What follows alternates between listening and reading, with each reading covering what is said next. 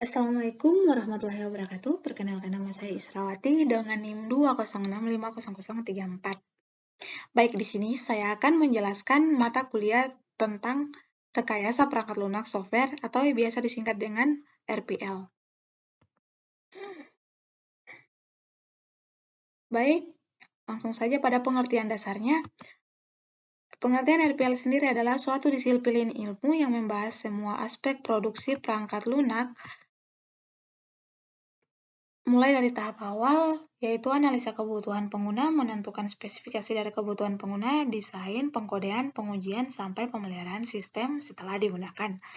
Kemudian, dari pengertian ini, jelaslah bahwa RPL tidak hanya berhubungan dengan cara pembuatan program komputer. Pernyataan semua aspek produksi pada pengertian sebelumnya mempunyai arti semua hal yang berhubungan dengan proses produksi seperti manajemen proyek, penentuan personil, anggaran biaya, metode, jadwal, kualitas, sampai dengan pelatihan penggunaan merupakan bagian dari RPL.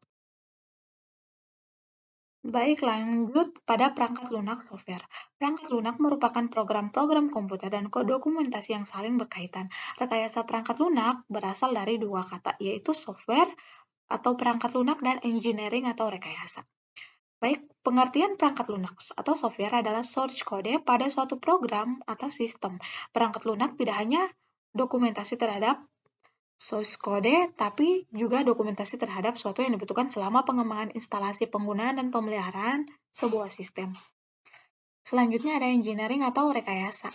Adalah aplikasi terhadap pendekatan sistematis yang berdasar atas ilmu pengetahuan dan matematis, serta aplikasi tentang produksi terhadap struktur, mesin, produk, proses, atau sistem. Rekayasa perangkat lunak adalah suatu disiplin rekayasa yang berkonsentrasi terhadap seluruh aspek. Baik,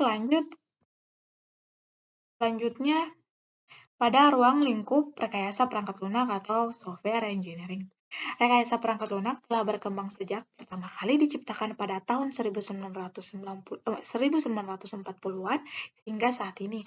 Fokus utama pengembangannya adalah untuk mengembangkan praktek dan teknologi untuk meningkatkan produktivitas para praktisi pengembang perangkat lunak dan kualitas aplikasi yang dapat digunakan oleh pemakai. Selanjutnya, tujuan rekayasa perangkat lunak ini yaitu ada 3. Yang pertama ada menghasilkan perangkat lunak yang berkualitas, kemudian kedua menghasilkan perangkat lunak yang efisien, dan yang ketiga menghasilkan perangkat lunak tepat waktu. Kemudian ada faktor yang melatar belakangi munculnya RPL, yaitu ketidakmampuan organisasi memprediksi waktu, usaha, dan membangun perangkat lunak. Kemudian perubahan nasabah atau rasio perangkat keras terhadap harga perangkat lunak. Kemudian kemajuan pesat perangkat lunak. Kemudian ada kemajuan dalam teknik-teknik pembuatan perangkat lunak. Kemudian ada tuntutan yang lebih tinggi terhadap jumlah perangkat lunak dan tuntutan yang lebih tinggi terhadap mutu perangkat lunak, serta meningkatnya peran pemeliharaan. Kemudian lanjut pada rekayasa perangkat lunak dan disiplin ilmu lain. Cakupan ruang lingkup yang cukup luas membuat RPL sangat terkait dengan disiplin dengan bidang ilmu lain, tidak saja subbidang dalam disiplin ilmu komputer, namun dengan beberapa disiplin ilmu lain di luar dalam komputer. Hubungan keterkaitan RPL dengan ilmu lain dapat dilihat pada gambar di samping. Ini dia gambarnya.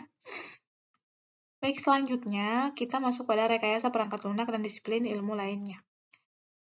Dalam bidang ilmu, manajemen meliputi akuntansi, finansial, pemasaran, manajemen operasi, ekonomi, analis kuantitatif, manajemen sumber daya manusia, kebijakan, dan strategi bisnis. Kemudian di bidang ilmu matematika meliputi aljabar, linear, kalkulus, peluang statistik, analis numerik, dan matematika diskrit.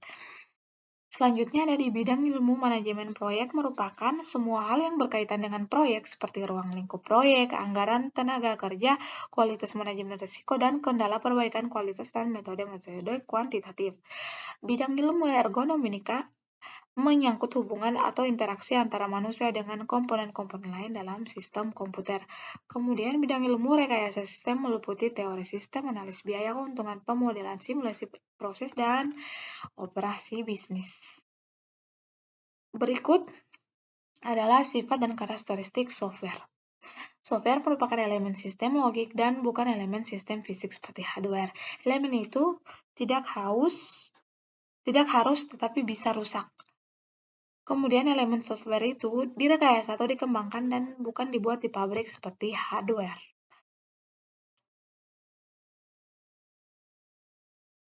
Kemudian ada kategori perangkat lunak.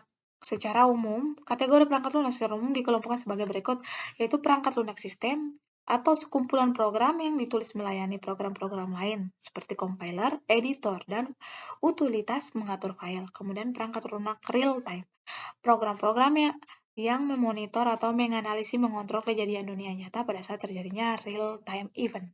Kemudian perangkat lunak bisnis, memproses informasi bisnis seperti payroll, inventory, dan lain-lain. Kemudian ada perangkat lunak teknik dan ilmu pengetahuan, ditandai dengan penggunaan algoritma number crunching. Kemudian ada embedded software, produk yang ada dalam read-only memory dan dipakai untuk mengontrol hasil dan sistem untuk keperluan konsumen pasar industri. Kemudian perangkat lunak komputer personal, sesuai kebutuhan personal seperti pengolah kata, angka, dan manajemen database. Perangkat lunak kecerdasan buatan menggunakan algoritma non-numeris untuk memecahkan masalah kompleks yang tidak sesuai untuk perhitungan atau analis secara langsung. Kemudian ada tipe-tipe software, sistem software, atau sekumpulan program. Kemudian yang ditulis untuk melayani atau menunjang program lainnya seperti compiler, editor, utility, sistem operasi, dan lain sebagainya. Kemudian ada application software, program state only alone yang digunakan untuk menyelesaikan kebutuhan bisnis tertentu seperti aplikasi untuk memfasilitasi kegiatan bisnis atau pembuatan keputusan teknik atau manajemen.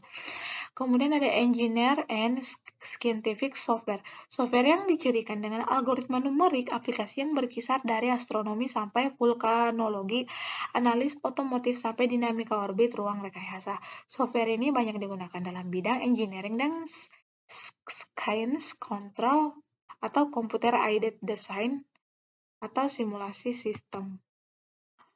Kemudian ada embedded software atau software yang disimpan dalam memori tetap atau read-only memory digunakan untuk mengontrol fungsi sebuah produk. Embedded software ini dijalankan dengan fungsi-fungsi terbatas seperti fungsi digital untuk automobil atau kontrol bahan bakar, dashboard, dan sistem rem. Kemudian ada produk lain software. Software yang dirancang untuk menyediakan kemampuan khusus yang dapat digunakan oleh banyak user yang berbeda. Kemudian ada web application atau web aplikasi. Software yang berpusat pada jaringan. Software ini menyajikan informasi berupa teks atau grafik. Web aplikasi tidak hanya menyediakan fitur standalone, fungsi komputasi dan konten kepada user, tetapi juga terintegrasi dengan database perusahaan dan aplikasi bisnis. Kemudian ada artificial intelligence software. Software yang banyak menggunakan algoritma non-numerik dalam memecahkan masalah kompleks yang tidak dapat dianalisa dengan komputasi biasa. Saat ini bidang yang paling berkembang adalah expert system atau knowledge-based system. Bidang aplikasi lain dari software adalah pengenalan citra dan suara atau image and voice pattern recognition, pembuktian teorema, neural network, dan game. Baik, mungkin itu saja yang bisa saya jelaskan. Lebih dan kurangnya mohon dimaafkan. Wassalamualaikum warahmatullahi wabarakatuh.